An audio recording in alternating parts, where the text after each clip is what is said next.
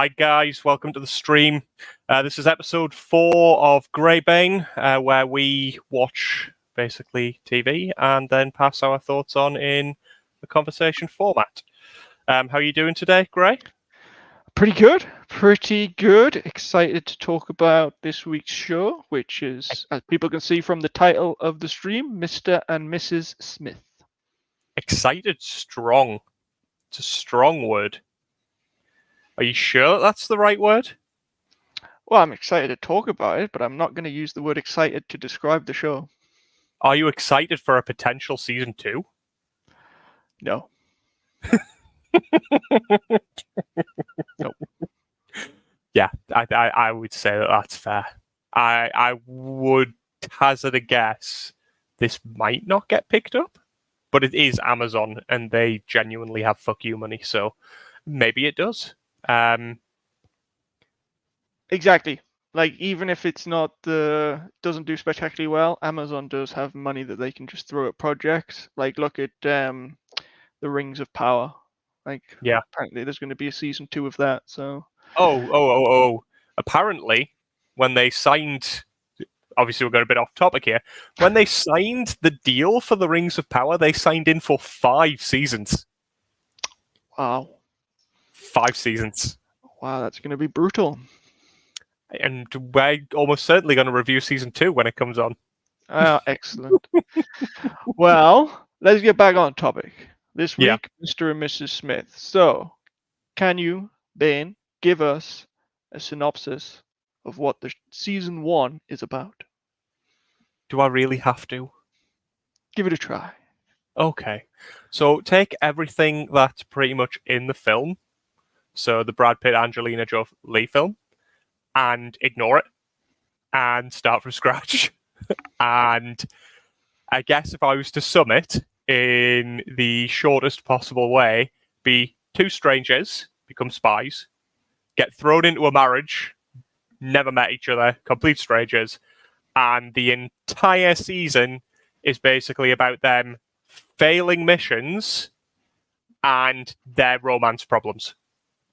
And I would say that that is just about the show.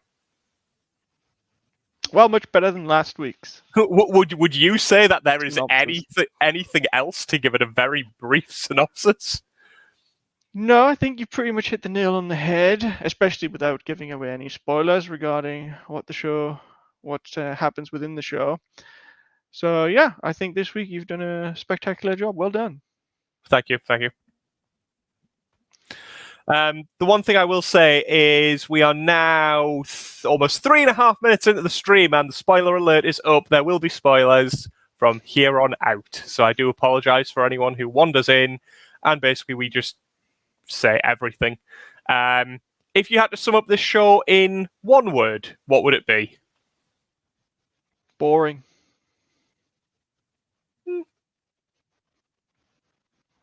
I'd say lethargic. Okay. Well, if you give me a sentence, I would say boring with moments of comedy and good action. But just moments. Just moments. I'd say tired story, lost plot, and obvious storyline. Yeah. So we discussed this basically earlier. You were obviously 7 episodes in, going into the final episode, and I was halfway through the 3rd episode, and I guessed the entire storyline till the end, and how it would end, and also what the crack at the beginning was. There were no twists, no nothing. It's a story that, personally, I would say has been done before, perhaps in slightly different ways, and maybe minus the marriage aspect. And it's just bad. Like, it's so confused as to what it's supposed to be. It's trying to check like so many different boxes that basically it achieves none of them particularly well. And all, at least when I was watching, all I could see was the deficiencies of everything it was trying to be, rather than how it was trying to be those things. Like, this is billed as an action comedy. I did not feel it was an action comedy. Well, there are action moments and there are comedy moments, but there's also a lot of drama. Yeah. A lot of drama. The problem is, if you're going to say, right, if you say to me, action, okay? Action series, Reacher, perfect example. We watched literally, 2-3 weeks ago? Then you've got Jack Ryan on Amazon. Action. Something happens every episode, and a sizable amount of the show is dedicated to action and things happening and explosions and gunfights and all of that sort of stuff. There were several episodes in this season where, as far as I could tell, nothing really happened. Well, let's get into it. Let's start breaking it down. Episode 1. Boring. Are we breaking it down episodically? Or are we just going to go boring, okay, boring? Well, I'm not going to spend an age on each episode. I'm just going to kind of sum up. So for me, episode 1, which is one of the longer episodes, I found it was quite boring and slow. And it was setting up the world that we were going to inhabit for the 8 episodes, but it was just so slow. And when they actually got together, moved in, became a fake married couple, and started actually their first mission, it was literally just follow an old-ish woman and intercept a package. It was so dull. It was them sitting in a diner having one of the most awkward conversations I think I've ever witnessed, because they just were it was just nonsense. It was terrible. If you look at that episode as a whole, sorry for butting in, if you look at that episode as a whole, I wouldn't mind betting that 60% of the episode was them sat around talking about largely stuff which had nothing to do with the plot line or the episode. Like, you kept having flashbacks to them being asked questions by this hi, which added almost no context. Anything that was gleaned from that, they could have built into their relationship building throughout the entire season. I thought that was, for the most part, completely redundant. And It was a lot of time in that first episode that was spent to do that.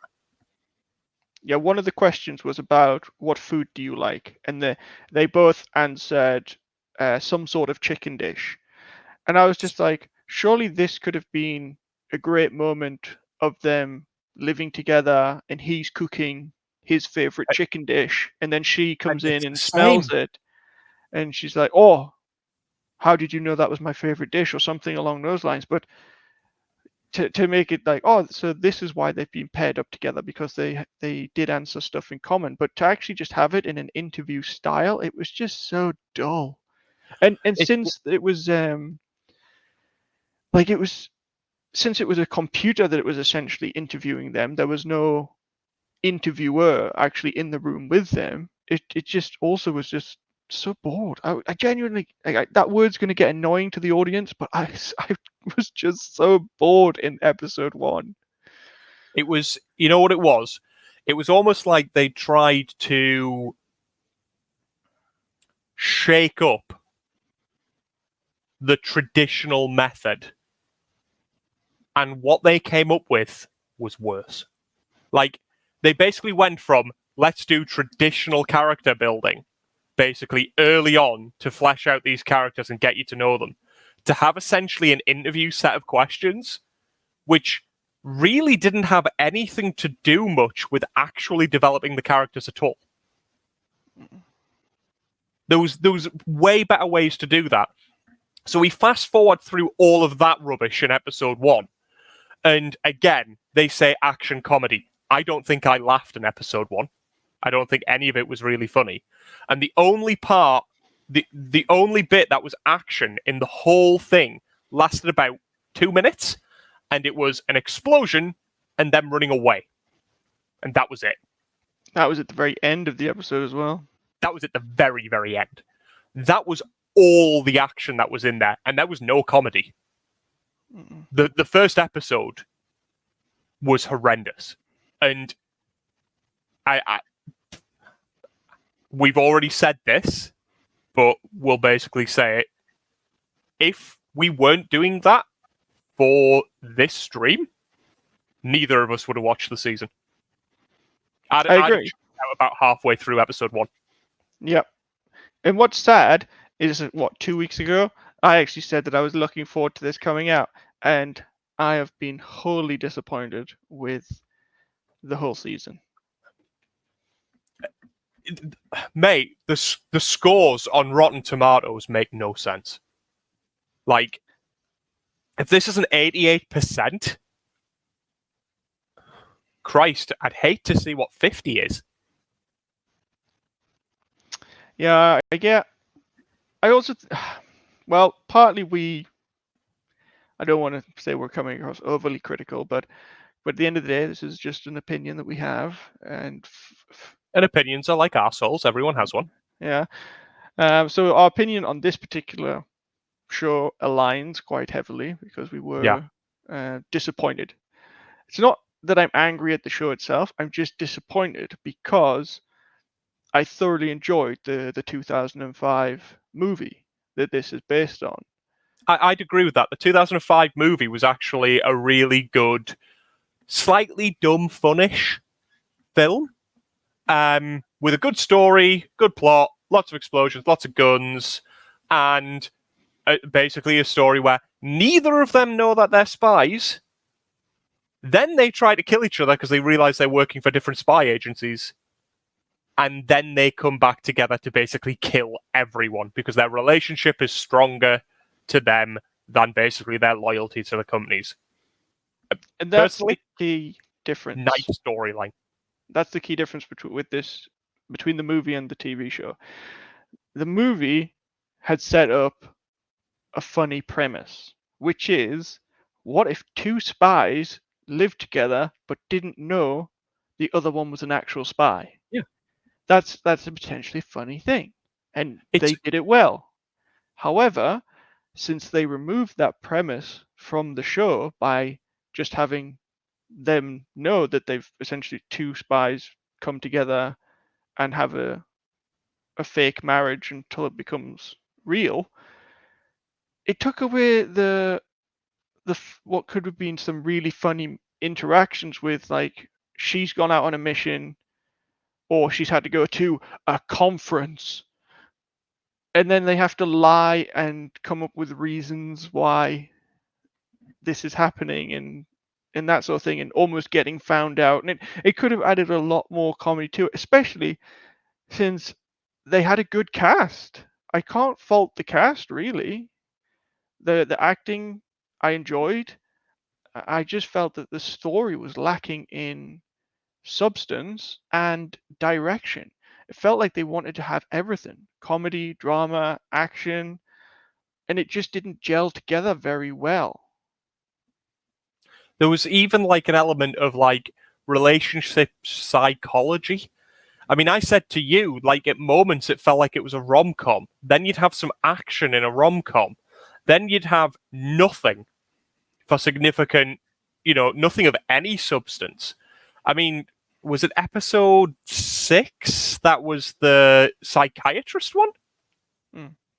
That was awful. Like, basically they both go into a psychiatrist and they're whinging about their problems, but doing it in such a way that they can't let the psychiatrist know that they're both murderers. And they're both whinging about how the other one keeps sabotaging them left, right, and center. And it just felt stupid. Like, it was like they were developing a relationship throughout the show. And at the beginning, obviously, things were getting better. And then they were getting significantly worse as the season went on. They were bickering, they were falling out and all of that. And it felt like the entire premise of the show was more that, rather than basically anything else that was going on. But without some sort of like entertaining concept, that sort of arc is not going to sell.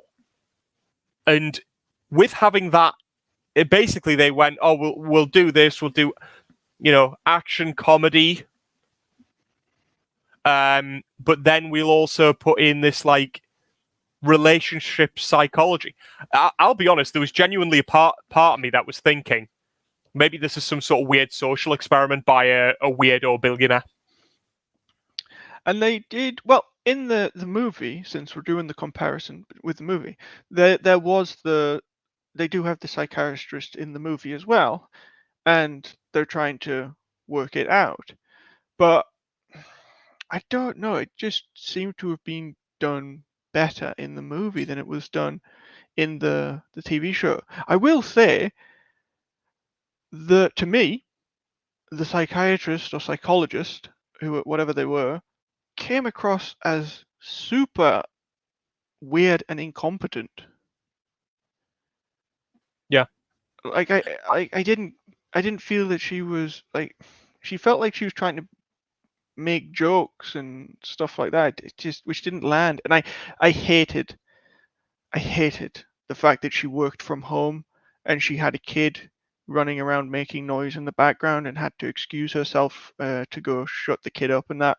And I was just like, that is incredibly unprofessional for this type of thing. Like if I'm going to see a marriage counselor, a psychologist, a therapist, or whatever, I don't want to be interrupted during my session, especially not with a kid or anybody making noise outside. It came across as super unprofessional in that, and it was, I didn't like it. I just didn't like it. Okay. I mean, I would argue perhaps that's more reflective of probably modern day working practices in a lot of countries these days, where people work from home rather than from offices. Work from home, but have a separate place that's not going to be interrupted. Yeah. Because I just found that to be unprofessional, personally speaking. And again, I might be overthinking it and all that nonsense, but again, I'd perhaps argue that you might be overthinking it a little bit, but each to their own. If it's something that irked you, it's something that irked you. Yeah. Again, opinions are like arseholes. Everyone has one. Yeah, we did get the payoff where at the end of this, I'm jumping around episodes here. I'm not doing them in order. Okay. So episode 8, final episode, we get the payoff of them trying to kill each other, which they try to do in the movie, but they try to do in the movie because they're working for rival companies. In the TV show, it's because of a misunderstanding with basically Hi, who is the person that talks them through the missions and tells them what to do, tells Jane to get rid of her John. And then, suspiciously, someone shoots at her while she's in the kitchen and kills her cat. So she naturally assumes it's John trying to kill her. So then she tries to kill John by blowing him up. And then they have a fight in the street. And then they finally get back to the house, and then they start shooting each other. And then eventually John ties her up, injects some truth serum, and they talk it out. And eventually it's like, oh, so you weren't trying to shoot me. Oh, okay, then let's talk about this. All this. And and there was... I think the problem with the entire show, and to kind of bring this back to Reacher chose to do stories which had not been done before from basically the books. It chose to distance itself from anything that the Tom Cruise films had touched. This, however, was a series reimagining, basically, of that film. But how they've reimagined it in every single way, i.e., them not being together, them being separate, them, and basically thrown into a relationship. The rationale of why they ended up trying to kill each other, moving through the series, the breakdown of the relationship, all of this was all done in a much worse way than the film. There wasn't a single area where I would go, you've got a broad idea of a story. By watching that film, you go, right, we want to reimagine this and basically put our stamp onto it. So it's not exactly like the film. It's a bit different. This is what we'll do. Everything that they chose to change made the substance of the thing less. It made it worse, not better. And I think that is probably the best way to sum up the comparison between the film and the series. The series is a pale imitation of the film. Now they will probably turn around and say that, they weren't aiming to be like the film, they wanted to be different. But in this case, different is worse. Because I think we might have had this conversation with you, might have had it with someone else. If they'd have called it something else, it would have actually perhaps been perceived to be slightly better by me. I say perhaps because it was really boring in places. I don't know what your thoughts are with that, anyways. Well, my thinking is this: the show had between 6 and 8 hours of screen time to tell us essentially the same story that the film that the film told us in 1.5, 2 hours. But they seem to have just filled it with boring nonsense stuff. Yeah. Like, go on. there was. So the thing with the film is you meet the couple when their relationship is starting to become a bit stale to them. They're a bit bored. So that's why they're in therapy. And then you get flashbacks, you get information about them going on different missions and all this sort of stuff. So you're introduced to the characters like this.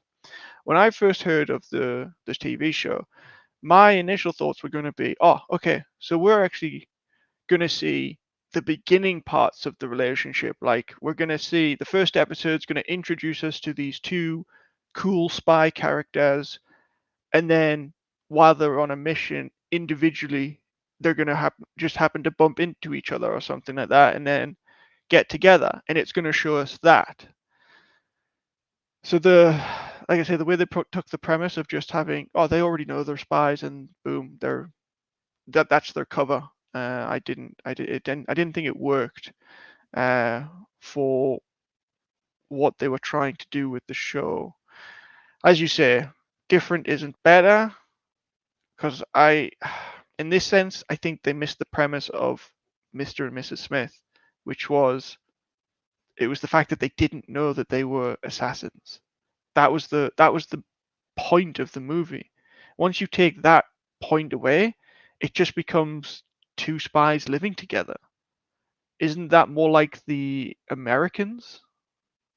Yeah, and I think there was too much emphasis on basically the psychology of the relationship and all of that and the degradation. It felt like way too much of the story was on that. But like you said, you had a film which seemed to tell a more coherent and interesting story in a quarter of the time. And the phrase that I would basically use to describe that is, this series is pretty much all filler and no killer. That there's, and I'm sure we're probably going to come onto this rather shortly. There are areas in the film where there's no payoff. Like, they build up and build up and build up and build up and build up, and then nothing happens. Or they zoom through it at such a tremendous speed that, like, it's like, hang on, I've watched the last 30 minutes of drivel, to be sped through something in 15 seconds, which should have been the action, the thing that it's supposed to be. It's supposed to be the action of this episode, and it's gone. And I'm pretty sure you know which episode I'm talking about here. Well, the episode that comes to mind under that description is, I think it's episode 4 or 5. It's called Double Date, 4. where they meet the other Jane and John, the other Mr. and Mrs. Smith. Because it turns out the company has a lot of these couples working together, to carry out whatever the company wants them to do. And I immediately didn't like the episode as soon as they met the other assassins. I was just like, nope, don't like it, because it felt unprofessional, because it was they play it off as, oh, this is a chance encounter. No chance. And then you find out later that it wasn't. It was actually completely planned out.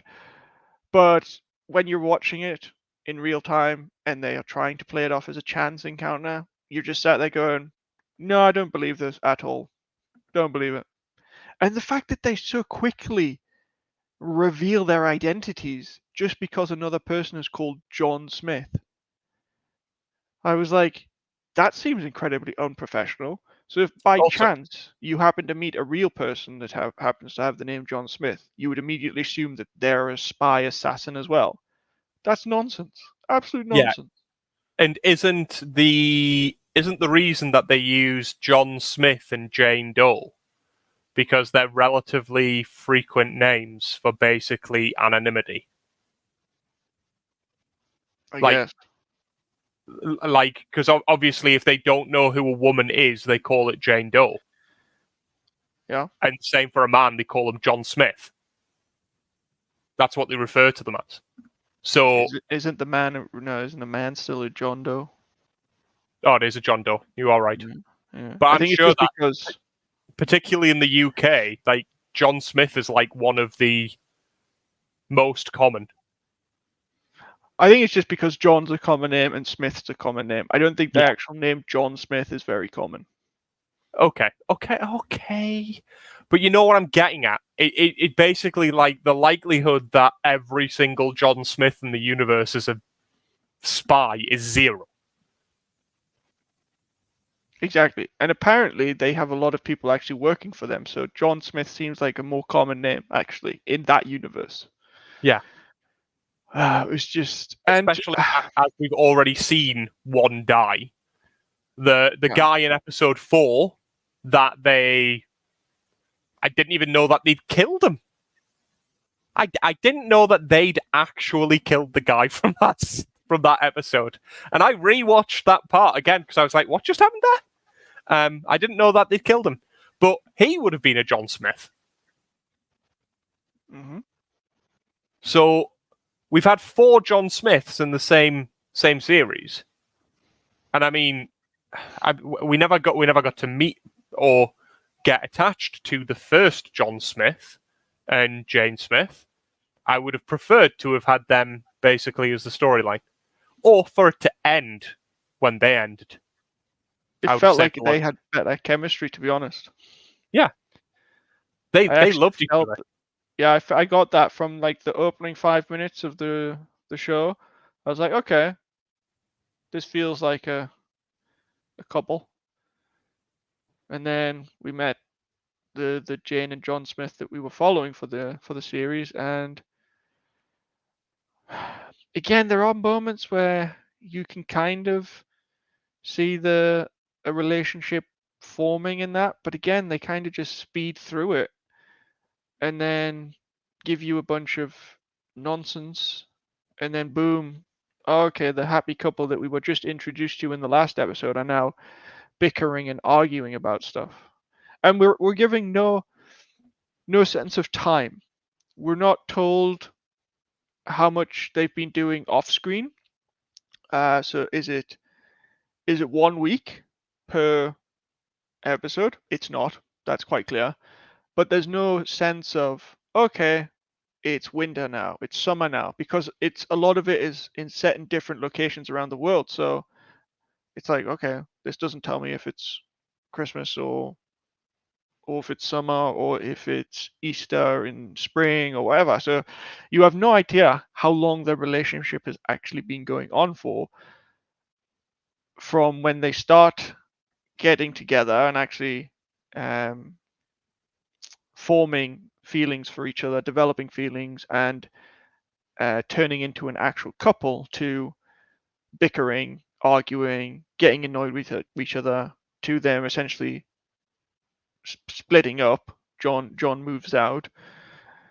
There's no time frame for any of this, so it's hard to follow it.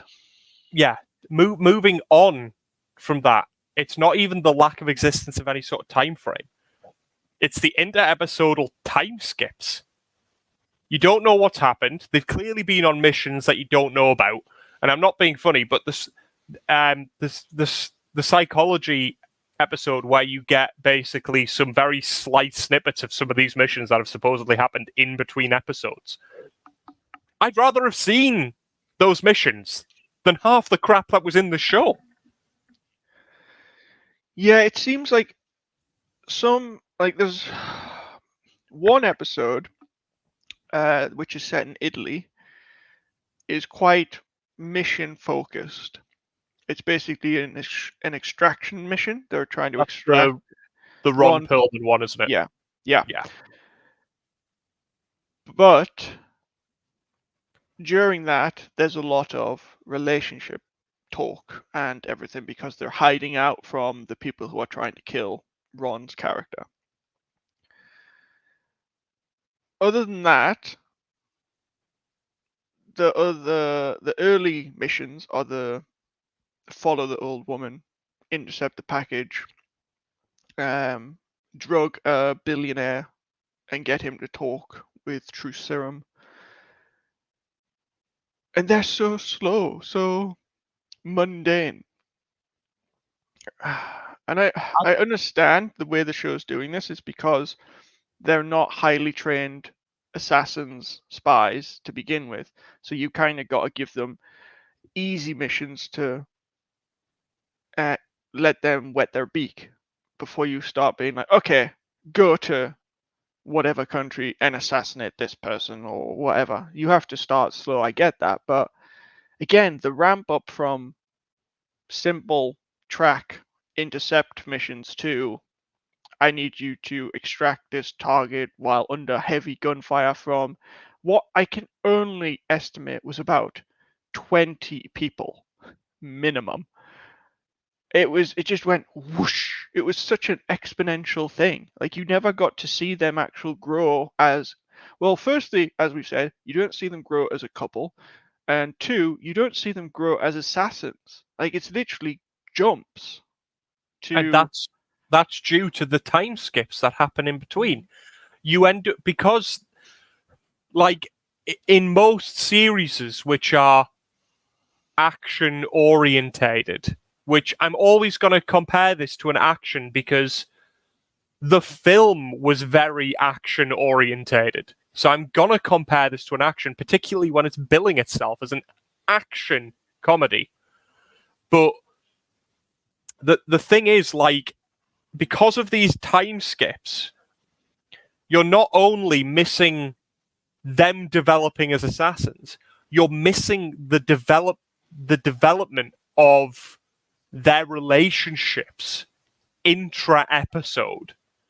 So it feels like they go from being, getting stronger as a couple to broken as a couple, like very, very quickly. And a lot of the rationale as to why that's come on, I'm assuming, was probably happening in their episode, because it didn't feel like there was a great deal of things that were happening inside the episodes which were explaining why the wheels were coming off so horrifically.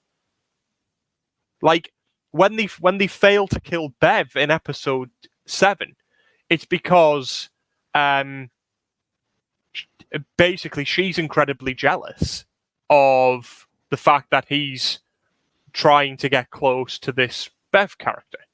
But it just seems like, where's that jealousy come from? Where's that, what's he done to invoke these sorts of emotions? I mean, you're spies. You're going to have to get close to people in order to get what you want and then potentially kill them. Or it felt like so much of the arc was not there. And you were having to do these sort of like little leaps of sort of logic in between. And episode 6 with the shrink was trying to explain like why they were in that situation by going backwards rather than showing you it coherently going forwards. I didn't like it. No. So the premise of the company that they are now working for, they get messages from someone who always says hi hi, so they call him or her or it hi hi.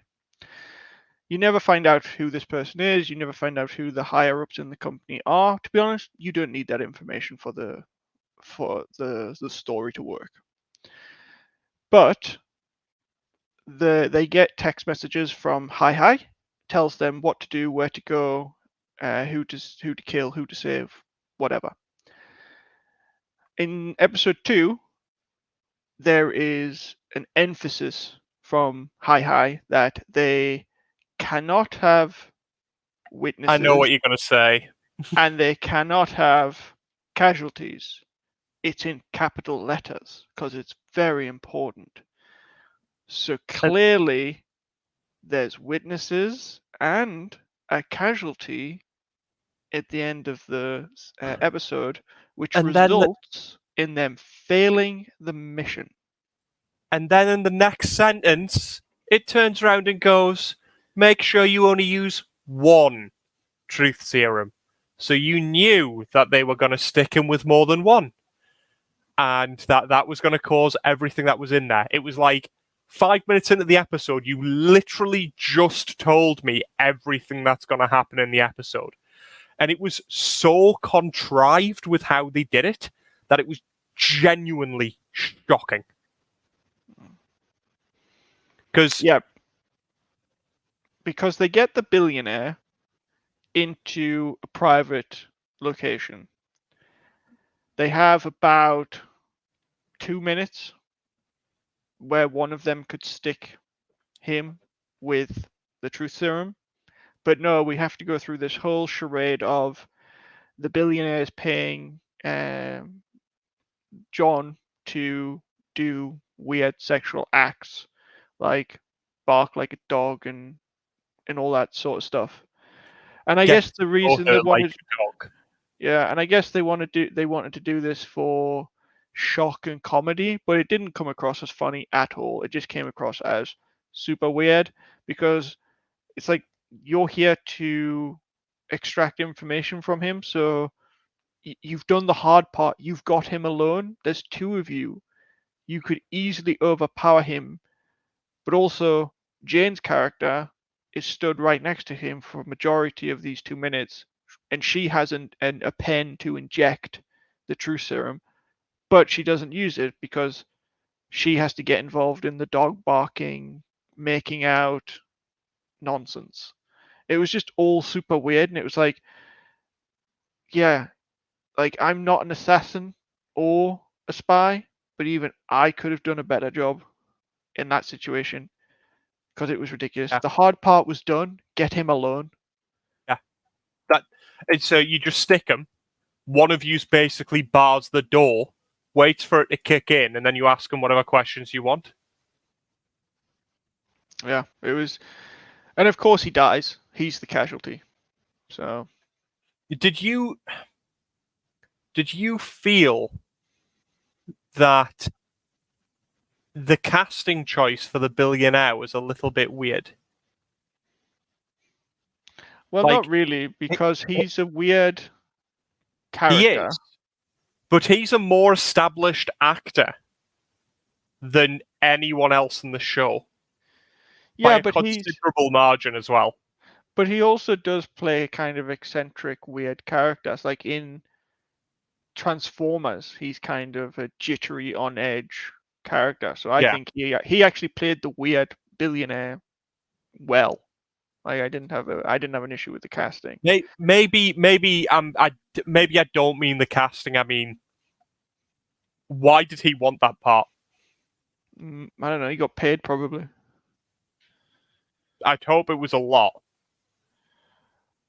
Well, they also had Ron Perlman, like who's kind of known for being like this tough, rough guy in his films and TV shows. But in this episode, in episode 5 or whatever it was, he was playing an old man. Like he was like complaining about his knees. He was out of breath from having to run up some stairs. He pissed his pants. Yeah, he wets himself. So yeah, like, and to be honest, I thought again Ron Perlman did a good job of the role he was playing. The thing is, I think that they played the characters they were playing really well, but I think the caliber of actor that they are, it just seemed a bit weird compared with the rest of the cast. Well, I didn't feel as if they like they outshone. Sorry, I didn't feel that they outshone the main characters in terms of acting ability. I thought, like I said, I was very happy with Donald and Maya's acting. I just felt that it was the story and the writing that was kind of letting them down in certain points. Okay, so you reckon it was more a plot, basically a plot and script issue, rather than necessarily an acting issue? No, I think they did well with what they were given. Like like again at the start of this stream, I did say that there were some good points, and one of them was Donald's physical comedy. That like he genuinely had me laughing for a couple of moments. The one that comes to mind is in episode 7 when they fail to assassinate Bev, and she puts that device around his neck to choke him, and he's running around because he's choking, and it's a metal wire and it's got like this motor thing in the back, so it's actually tightening. I thought that's a really cool device. Like again, I'm not a sociopath or anything, but I thought that was actually a good device to have if you're an assassin, because it doesn't require you to physically choke them. You can just, especially when you're having to deal with two people, as Bev was, she was fighting Jane and John. But I thought him running around in the background, like bumping into stuff, panicking in that, I thought some of that was actually some good comedy, because it was in stark contrast to what was going on in the foreground with Jane fighting Bev hand to hand. So I enjoyed that. We have differing opinions on that. Okay. Did you not like him choking? No. Oh, what was your problem with it? That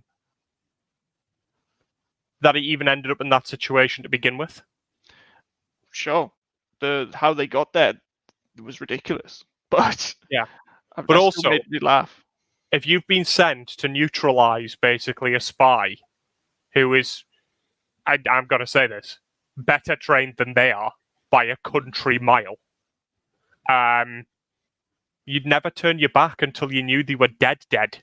You hadn't even had a look to see if she was dead, and then he's turning around and bitching to Jane, and he sat there going, you deserve to die. She deserved to kill you. But then he goes through, seemingly, he's running around, and then he finds the pot which has all of the scissors and apparently wire cutters in.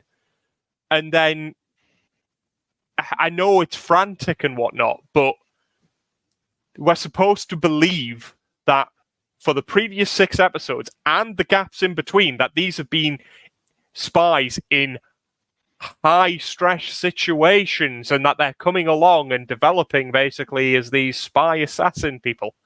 And he freaks out completely. Like, he could have had that off so much quicker. And with how he should have developed doing what he was doing, he should be calm. He should be able to manage his nerves, and he didn't. So not only was he incompetent, but it kind of removed any semblance of any development of him as a spy or an assassin. Yep, can't argue with any of that, but it did make me laugh. But that, I mean, I know we're talking horses for courses, but I didn't find that was funny. There was only really probably 2 or 3 moments in the entire series that I thought was funny. Some of it, I just didn't even understand why this was happening. Like, when they set the fire in the therapist's house, why did they set the fire in the therapist's house? To destroy the recordings. Ah, okay. That because would make sense. They had talked about when she was out of the room, when the kid made a noise. They did talk about actual killing people, so they had to destroy the recordings. Right. Okay. So I missed that part. Okay, I'll take that back. But I can only think of about 3 parts in the entire film which I thought were quite funny, and most of them, 2 of them, the 2 that spring to mind, happened before the end of episode 4, possibly before the end of episode 3, which was the bath scene. Yeah, when he's freezing. Yeah, that was a funny one. Amusing. And when she farted. Yeah, that was. And I can't think of another time where I genuinely sat and chuckled in the entire series. Again, for an action comedy. I think there was a distinct lack of, what am I trying to say? Comic relief for me. For a comedy, there was just nowhere near enough comedy. So the thing is, like, the reviews are saying that it's an action comedy. The synopsis is saying it's an action comedy on most sites that you look at. Amazon calls it an action comedy, and I just find that the entire show is lacking on both action and comedy. It's neither. Like, I just think, if I was to sum it up, I just think it's confused. It's like so confused as a show. Yeah. Well, my final thoughts are. Oh no! I've got more other things I need to pull up. What did you think of the action scenes? And I'm gonna take quite significant aim at the big fight, the thing that we've been building up at as well. What were your thoughts regarding those? I thought some of the scenes were good. The one that comes to mind that I enjoyed, but there were some parts of it that annoyed me, was the car chasing and the gunfights in Italy. Thought that was good. I thought where John has to rescue the woman that gets kidnapped in the snow episode, I thought that showed good competence from him and good development as a spy, because he was clean, thorough with it. There was none of this extra nonsense. There was also some good hand-to-hand stuff, but there were also some. Not all fight scenes were great, because you could clearly see that. You could see the choreograph nature of it. It wasn't just. It didn't seem to flow as smoothly as it could. There were some jarring moments, and there were some moments where clearly that swing that punch was aimed above the head and not actually for the head of the person you're fighting. But overall, I thought the action was, when we got action, I thought it was pretty good. However, I know what you're going to bring up, so I'm going to let you bring it up. Before I bring up that, I'm going to bring up one thing.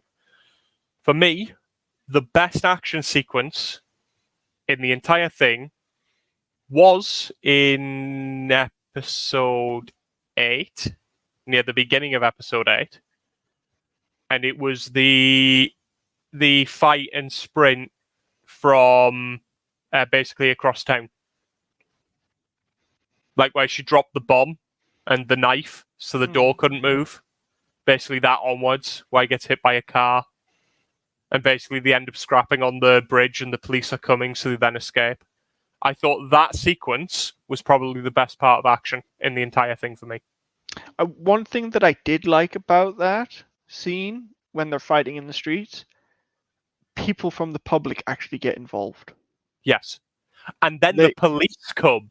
The police that are there actually start coming towards them to try to get them. The most useless police I've ever seen, because yeah, they clearly have seen two people fighting, then these two people run away, so the police walk after them. Yes, I was going to say that.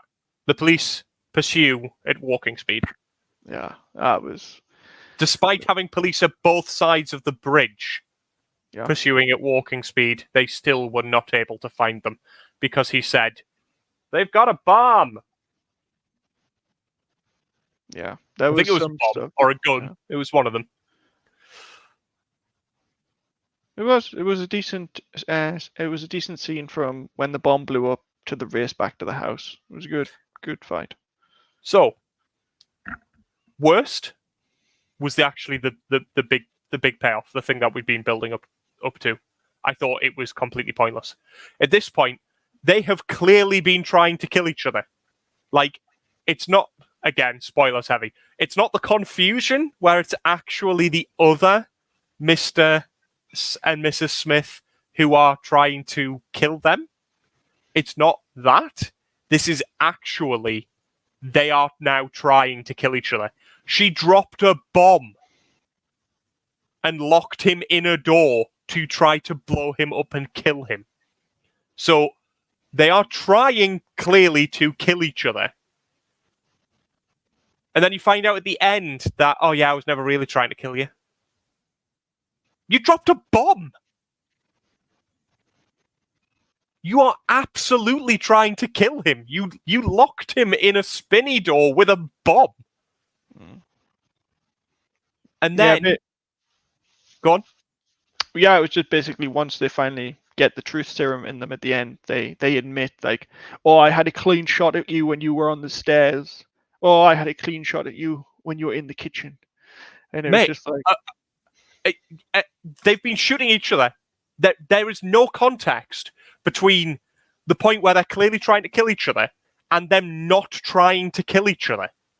Like, it's two completely different messages to try to justify the reason why in a lot of the choreographed parts in the kitchen, you're like, Stevie Wonder could have killed him.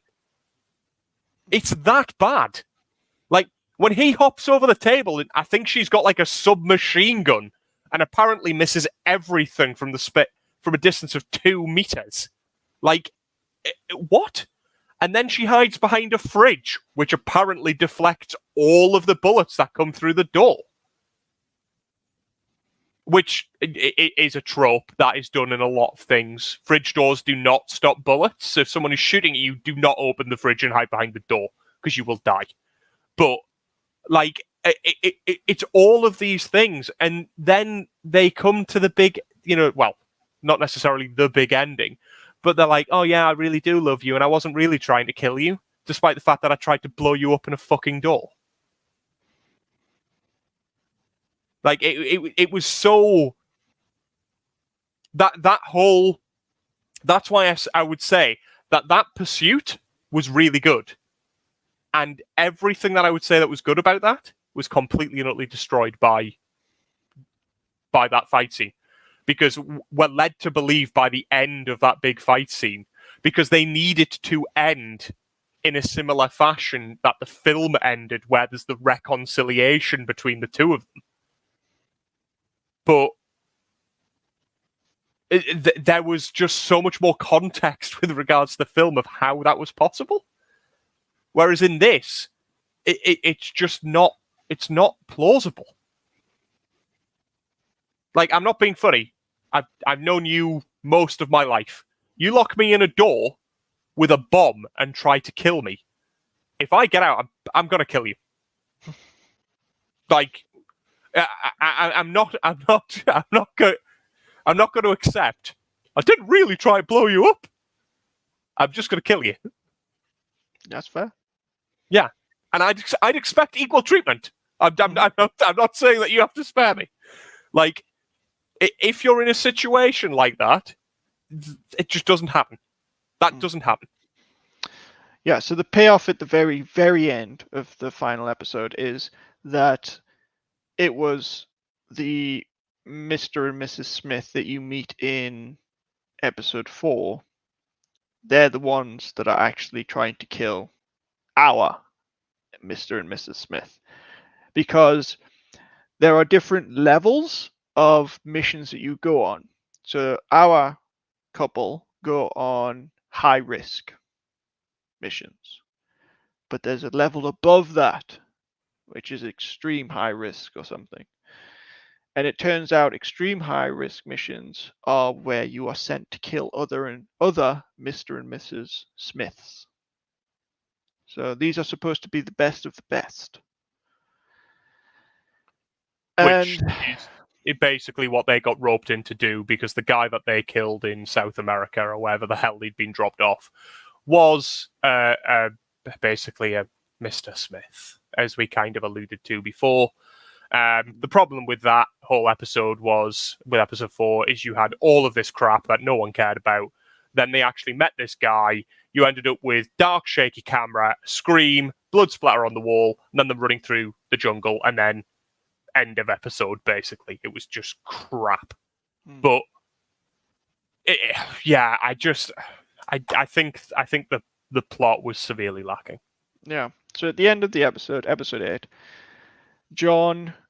our Jane, have made it to their panic room, because after they've shot up the place, try to kill each other, but not really try to kill each other, they've ran out of ammunition. This is when the other Mr. and Mrs. Smith come in and make it clear that they're here to kill them. It's the mission, because our Jane and John have failed 3 missions, and it's essentially 3 strikes and you're out.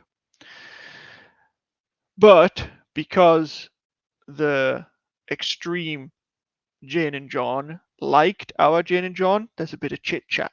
So of course, our Jane and John are able to, boom, somehow escape, even though they are quite battered and bruised, don't have any guns left, but they make it to the panic room.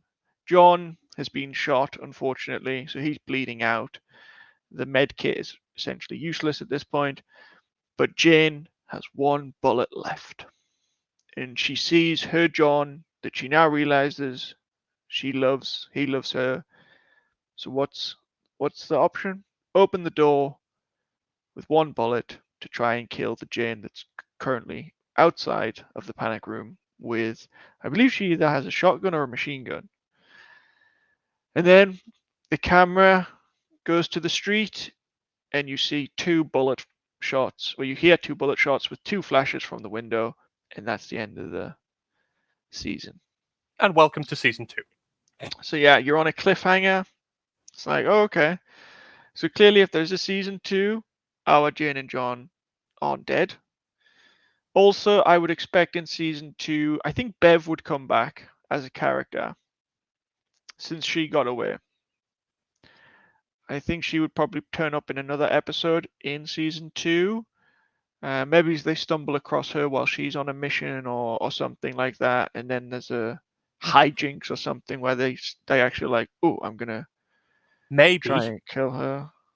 Maybe they survive and they join a different spy agency. Woo, woo, woo, woo, to try to destroy Hi. That's the thing. Like, they can't work for Hi anymore. He's tried to. No. He's essentially burned them. So Maybe maybe they meet Bev and join her organization. Maybe.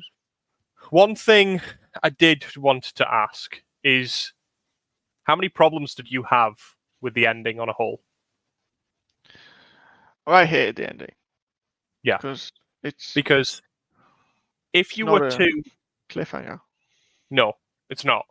And the gunshots were so quickly spaced that it's like the only way that you could have those two gunshots so quickly spaced is if either she kills both, basically they're both dead, or they both shoot one bullet, because we know that she's only got one bullet. But my biggest bugbear, well, my two biggest bugbears about that whole sort of ending is you've got these people who are very high risk, and they're very high risk because they kill other Mr. and Mrs. Smiths. They wouldn't fuck about. Like, the reason that they've lived this long and done all that is because they wouldn't have even introduced themselves. They would have just blown up the house with them in it. Job done. Or they would have just walked in and shot them. Well, this is the thing, because clearly they've been tracking them, because they tried to kill Jane, our Jane, in the morning. They killed her cat instead, and then Jane goes on this spree to try and kill her John, and at this whole period of time, you have to assume that the other Jane and John are tracking them, because when they enter the house at the end, it's after our Jane and John have finished fighting each other, so they've essentially wasted their resources. So how many times could they have killed them? How many times? So many times.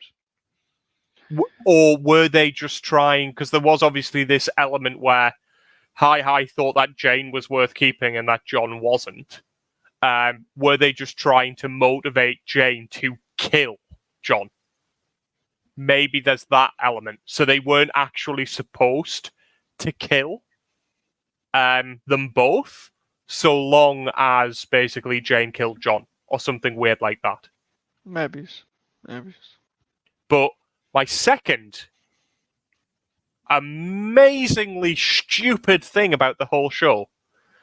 So, the only room in the house where they do not keep guns and ammo is the precise room that they would run to if someone was in the house trying to kill them.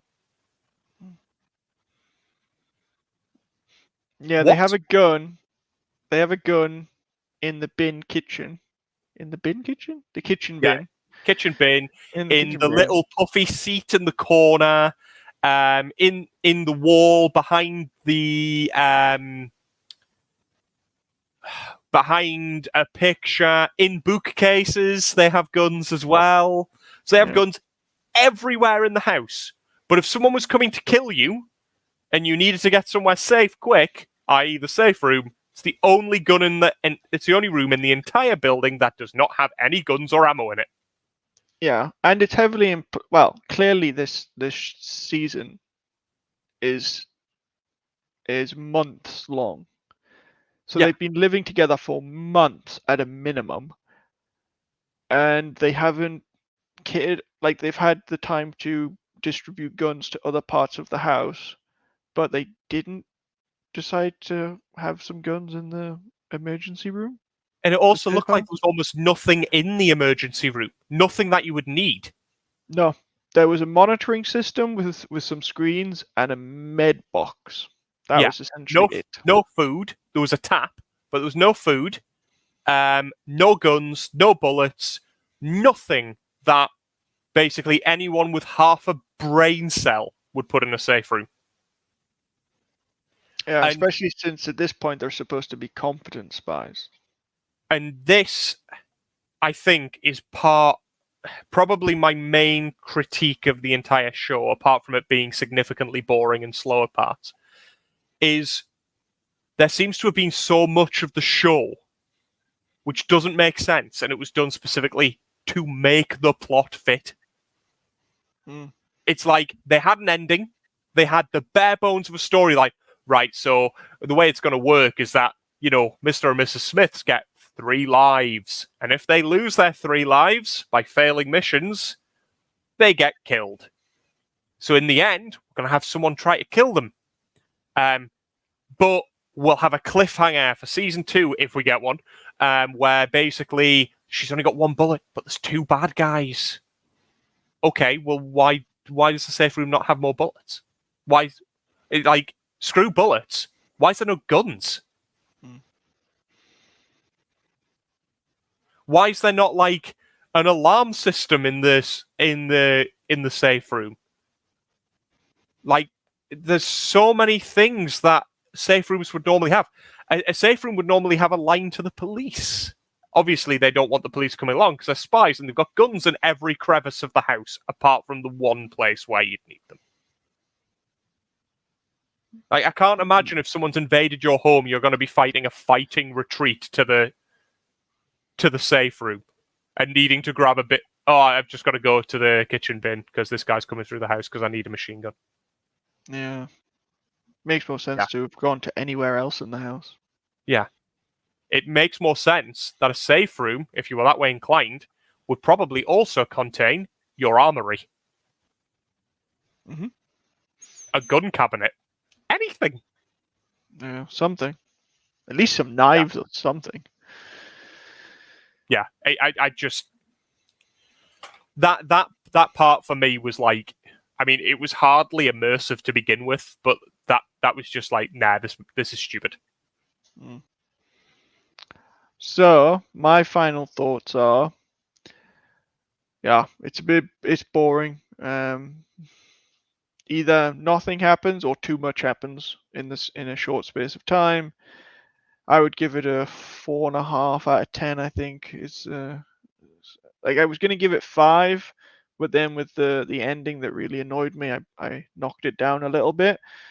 And my final thing would be, if you want to watch Mr. and Mrs. Smith, watch the movie from 2005. Yeah. I guess my final thoughts on it. Don't watch it. Save yourself a whole lot of time. If I didn't have to watch it for this, obviously, I suggested it because I knew you were looking forward to it. So I was like, I'm not really expecting this to be very good, and I'm probably going to have liked the film better than this. And absolutely nothing has changed my mind. In fact, I probably walked into this thinking it would be better than it was.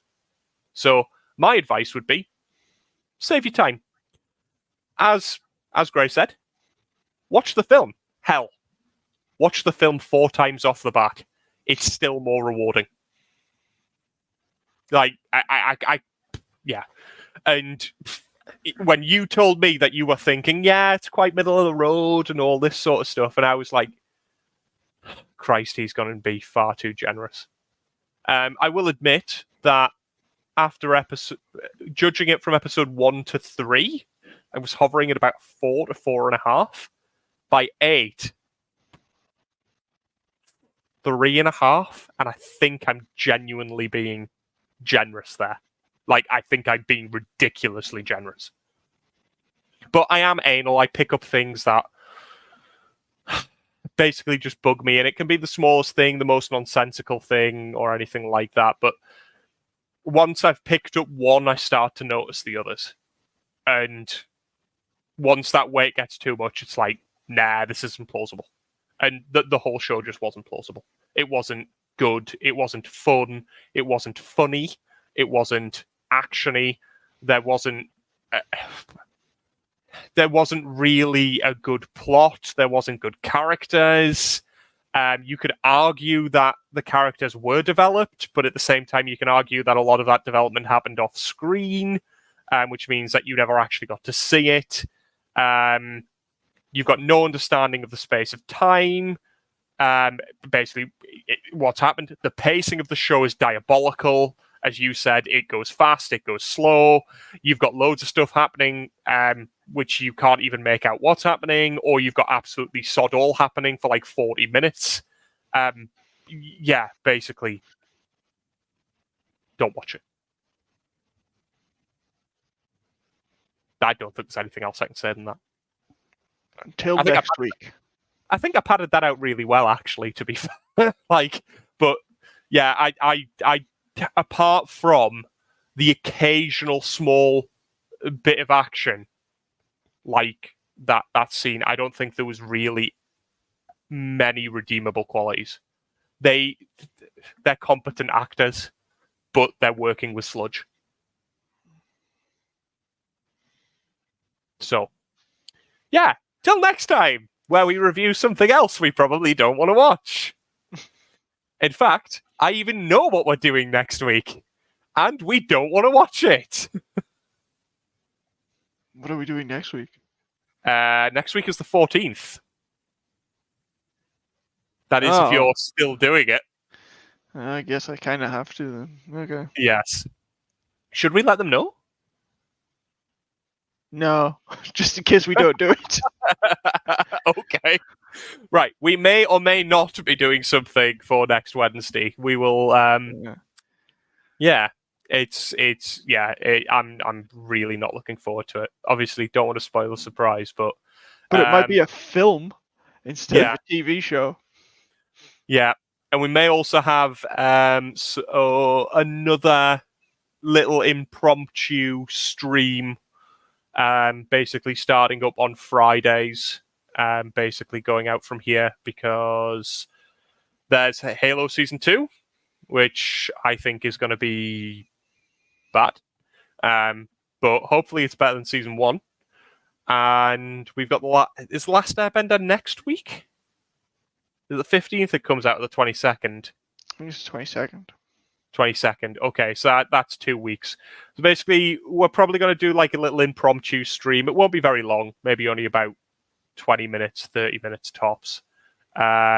Basically on the Fridays, and then it'll get a bit longer after the 22nd because we'll review the new episode of Halo alongside basically the episode releases of The Last Airbender, which thankfully is something that we are actually looking forward to, but it could also be horrendous. Can't be worse than the movie. You say that every time, but I quite like the movie. Doesn't mean... Yeah, I enjoy the movie. But I like it. That's fine. I did not. But anyway, that's roughly what's happening for the next month. So yeah, come along and join us for the journey. Yep. And as always, if you've got anything to say, any opinions, any questions, anything like that, even if you don't like something we've said, or if you do like something we've said, please feel free to leave a comment below. As always, if you like the content, if you like just sitting here and hearing us shoot the shit, basically, for a bit, subscribe, hit that button, and we'll catch you around on the next one.